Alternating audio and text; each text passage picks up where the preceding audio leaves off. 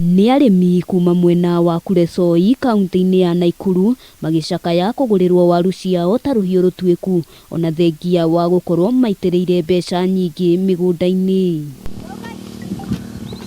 Arimi aya maugite thogora wa waru ungiaga gucenjia na magurirwo na bei njega ni megukorwo makihugukira urimi ungi. Kwa eka moja ya kupanda uweke fertilizer inatakana kunia 4. Sasa hiyo kunia 4 ukihesabu hapo utapata kitu kama 20,000, na hiyo uchaweka wala watu wanafanya hiyo kazi, uchaweka dawa, uchaweka kulima shamba hiyo.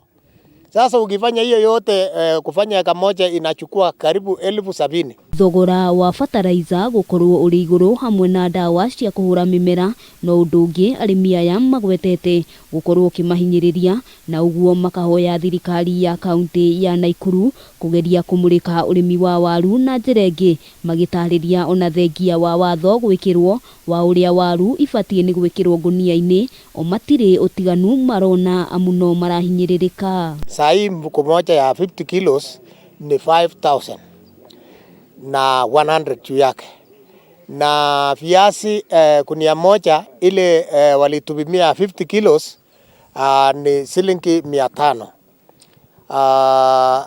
Sasa ukiangalia hiyo ukulima vile inakaa utaona wakulima wengi sana watashindwa kuingia kwa shamba. Wakati tunaenda kupanda tunajua kwamba tunatumia dawa na tunatumia vitu vingi hasa wakati tunapopanda, lakini hatimaye tunapata mazao duni.